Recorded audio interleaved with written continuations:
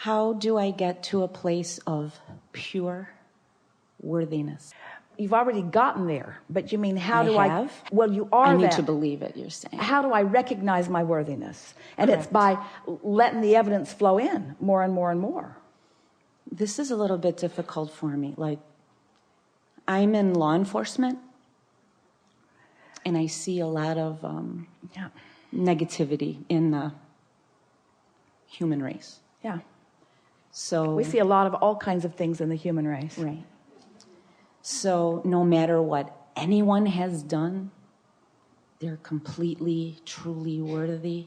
No matter what I've done in the past, maybe whatever.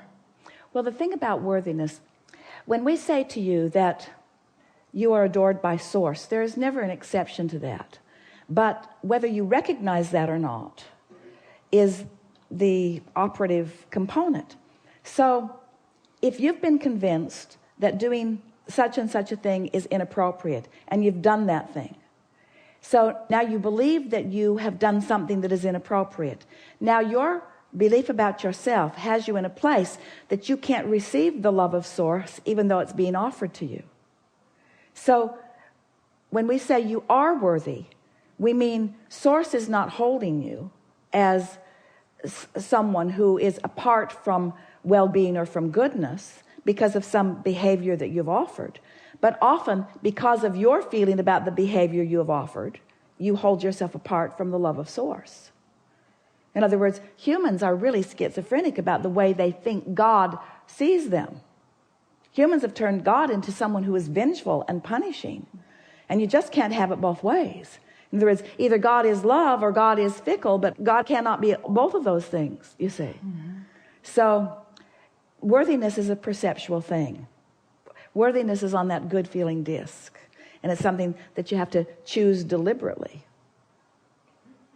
That was really the only thing I had, but I really wish I could show you how enthusiastic I am over just your information, Well, the we way can I feel feel it. when I listen to you, when I read your books. We can feel it. We want to talk about this subject just a little bit here because it really is what we've been talking about all morning, and we think if we tie these together, it will help you break into a new place. Jerry had an idea when he first met us that all of the people who were people that you are trying to round up should live on islands. The murderers should all live on an island and murder each other, and the rapers should all live on one island and do it to each other, and the thieves should all live on one island and steal from one another. He thought that that would be perfect justice. And we said to him that those islands exist. They are vibrational islands. And the audience on that day was not very happy with our answer because they don't want the victim to be on the same island as the victimizer. And yet there has to be a vibrational matchup for anything to happen in terms of co-creating. And so it's taken a few years for us to all sort this out together. And so today we're talking to you about the disc that you are choosing, either indeliberately or by default, and how whatever point of attraction you are choosing, often it's because of what you're observing, but often it's also out of habit. It's from what you continue to regurgitate or what you continue to speak about. So you choose these discs, and then law of attraction brings to you things that are equivalent to whatever your normal or your chronic vibrational choice is. And so it would be accurate to say you're worthy of whatever is coming to you. You are deserving of whatever's coming to you. But it's not being assigned from the outside. It's not someone from the outside or someone from the inside like Source. It's not someone saying to you, you are worthy of more than you are receiving, because you're exactly worthy and deserving of whatever you are receiving, because you are vibrationally offering and things are coming back. So the word worthy then doesn't turn out to be the word that you wanted it to be, because when most people offer the word worthy, what they mean is there is someone who is righteous and good, who is looking out into the sea of all of us and is identifying us as appropriate or inappropriate. And I want to be seen as one who is so appropriate that then good things are sent my way. And we say, 100% of you are seen that way. And 100% of you, good things are being sent your way. The question is, what kind of a filter system, or how clogged are your pipes in receiving the goodness that you deserve that is being flown to you? And the answer to that question is, it's an in-the-moment attitude or mood or emotion. Your worthiness is not like a college degree that once you earn it, you hang it on your wall and it is yours forevermore. It either is or it isn't in the moment of whatever emotion that you're feeling, you see. So when you say, I want to feel worthy, we know that what you want to clarify is, I want to feel worthy of all of the goodness that I have amassed. I want to feel worthy of all of the attention that source energy has to offer. I want to be a recipient of the furthest most extension of that which I have accomplished. I want to be pure positive energy in a physical body. I want to be an uplifter. I want to be tapped in and tuned in to the frequency of well-being. I want to be a living example of someone who has opened the valve, who has opened the pipes, who is allowing the well-being that I've been asking for to flow abundantly through my experience. I want to live as an example of well-being, you see. Mm-hmm. And so we wish for everyone that we could just zap you with a worthiness stick, and that just once and for all we could clean out all of those old pipes. Because every time someone says to you, you're inappropriate, every time someone said to you, if you do that, you are judged unworthy, every time you're given an E or a D or a C instead of an A, every time you're compared with others on some erroneous basis of comparison, every time anyone has ever compared anyone about anything, they've gotten vibrationally off.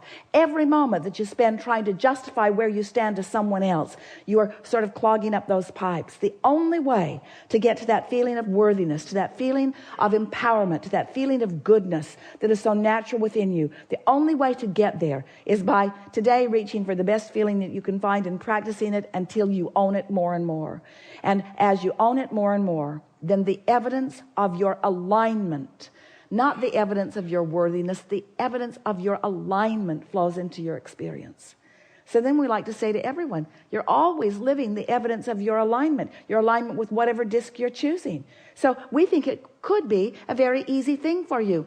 What's coming to you? Well, this and this and this. Well, describe it. Well, I'm working harder than I want to, and I don't get a lot of respect from people, and I don't have time to sleep as much as I'd like to, and I feel like there should be an easier way, but I'm not finding it, and I have quite a bit of struggle in my life. And we say, do you realize that that's only because that's the disc you've chosen? And most people would say, no, I'm choosing this disc because that's how life is for me. And if we could just get you to turn that around, to realize that that's how life is for you because that's the disc you've chosen. That's how life is because that's the disc you've chosen. And then as you look out into the world, you understand everything. You understand everything that everyone is living. That's the disc they're choosing. And as our friend so eloquently said, we've never enjoyed a conversation more than the conversation that we had earlier today, where our friend was stubbornly acknowledging how difficult it is to jump discs. And we want to say it's not just difficult, it's impossible. You just can't jump discs, not in the way you want to. But you can wake up in the morning and choose another one, and wake up in the morning and choose another one, and wake up in the choose another one until you've acclimated to that high-flying disc. And we think that is what you're reaching for when you're reaching for the word of worthy, you say. Thank you. So if we were moving around in your physical world, and we were seeing people living all kinds of things that you don't want to live, and all kinds of things that you don't want them to live, and all kinds of things that you don't want them to spread around the community, we would, in our mind at least, we wouldn't try to express it to them because there's no point in saying things that people aren't ready to hear. But we would say in our mind, at every opportunity we have, as we are interacting in any of those experiences, we would say, you are the recipient, whether you are looking at the victimizer or the victim, you are the recipient of the vibrational results that you have been practicing. You are the liver of the vibrational results of the vibration that you've been practicing, And then just start listening. Listen, there are such clues in what vibration they are practicing. It is rampant in their words. You've seen some of it here today. Do you think that the position that you're in has put you in a place of stronger wanting for the community? Yes. Do you think that sifting through all of that has caused you to put rockets of desire in your vortex Absolutely. of the way you would like society to live, and even how you would like individuals to be able to live and feel? Yes. So can you, right now, we think you can because we can feel where you are, can you put some words that we can all focus around out, reaching for that highest flying disc? Can you speak words about your work, oh boy, that fit up there? Improvement, hope. Those are discs along the way to there, and maybe that's the best that you can do. And it's because your observation of what you've been observing has sort of worn you down into a different vibrational expectation. But each time that happened, you launched a rocket and you got momentum going. So now here you are, the vortex is wide open. Source is looking right into the subject with you. So what are some words that you already own or believe or know that are on that high-flying disc that don't defy the reality of what you're living? Opportunity. Now just stay with us for a little bit. We're going to find some for you. Opportunity, and we don't just mean for improvement, we mean opportunity. Choices. You never know more clearly what you do want than when you're living what you don't want. Therefore, expansion. Cooperation. Mm-hmm. Momentum. Double back around. Opportunity. Expansion. Momentum. Self-empowerment. Seeking of freedom. I was going to say freedom. Knowing one's own self-worth. Speaking out about one's self-worth. Reaching for self-empowerment. Reaching for freedom. In other words, there's so much of that happening all around you, of things that are innately known by individuals who are acting out, who are pushing back against a society that seems to have them held down. So what you're witnessing more than any person that we've ever visited with is the powerful and important results of contrast, where rockets of desire are flowing. Mm-hmm. There is more desire flowing out of the people that you are interacting with than out of the people that most of the people in this room are interacting with. More momentum has been established, more high-flying momentum, therefore more potential for lining up with that. You getting a sense of what we're talking about? I think so. We want you all to embrace contrast rather than condemn it. I have a because we know you do, because there's this thing that you do, and almost everybody, we're right at the crux of what is sort of tripping almost everyone up, and it goes like this.